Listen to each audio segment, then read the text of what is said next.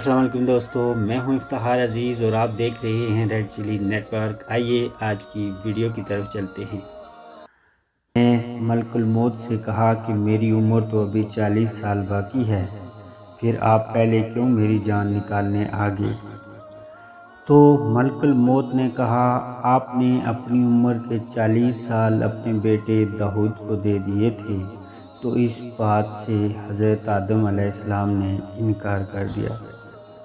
حضور صلی اللہ علیہ وآلہ وسلم نے فرمایا کہ حضرت آدم علیہ السلام اس بات کو بھول گئے اور اس بات کو ماننے سے انکار کر دیا۔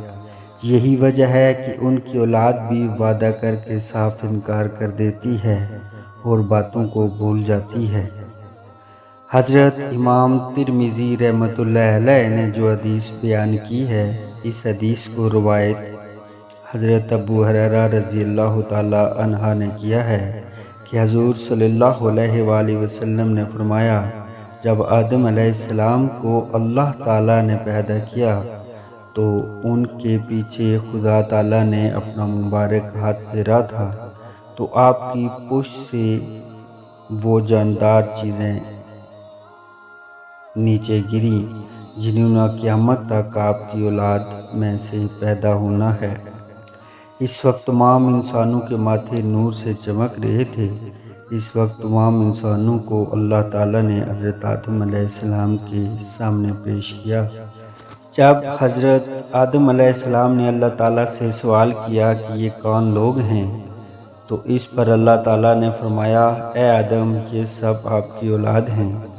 حضرت آدم علیہ السلام نے ان سب انسانوں کی طرف دیکھا۔ اس وقت آپ کی نظر ایک انسان پر پڑی۔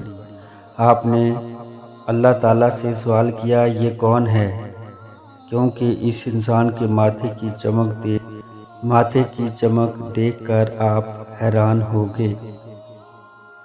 اللہ تعالیٰ نے جواب دیا، یہ آپ کی اولاد میں سے آخری امت جو ہوگی، یہ اس میں سے ہوں گے۔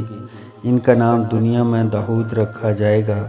پھر پوچھا، اے خدا، آپ نے اس کو کتنی عمر دی ہے؟ تو اللہ تعالیٰ نے کہا کہ 60 سال۔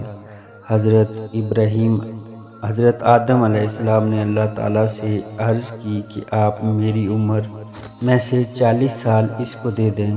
جب حضرت آدم علیہ السلام کی عمر پوری ہو گئی تو ملک الموت آپ کی جان نکالنے کے لیے آپ کے پاس آئے، تو حضرت آدم علیہ السلام نے ان سے کہا کہ میری عمر کے ابھی 40 سال باقی ہیں، تو آپ پہلے کیوں آگے؟ فرشتے نے جواب دیا، وہ 40 سال آپ نے اپنی اولاد میں سے حضرت داؤد کو دیے تھے۔ حضور صلی اللہ علیہ وآلہ وسلم سے مروی ہے کہ حضرت آدم علیہ السلام نے اس بات کو تسلیم کرنے سے صاف انکار کر دیا تھا۔ حضرت آدم علیہ السلام نے بھی خطا کی تھی، آگے ان کی اولاد سے بھی غلطیاں ہوتی ہیں۔ حضرت آدم علیہ السلام بات کر کے بھول گئے تھے، ان کی اولاد بھی بہت سی باتیں بھول جاتی ہے۔ تو دوستو، یوں حضرت آدم علیہ السلام وہ پہلے انسان تھے جو بھول کر غلطی کر گئے تھے، اسی لیے شاید اللہ تعالیٰ نے ہماری بہت سی ایسی غلطیوں کو معاف کیا ہے اور معاف کرنے کا فرمایا ہے جو ہم بھول کر دیتے ہیں۔ اور اللہ تو اتنا مہربان ہے کہ ہماری بہت سی ایسی خطاؤں کو بھی معاف فرما دیتا ہے جو ہم جان بوجھ کر کرتے ہیں۔ Red chilli net work visit کرنے کا شکریہ۔ آگے پھر کسی نئی ویڈیو کے ساتھ آپ کی خدمت میں حاضر ہوں گا۔ اپنا بہت خیال رکھیے گا۔ اللہ حافظ۔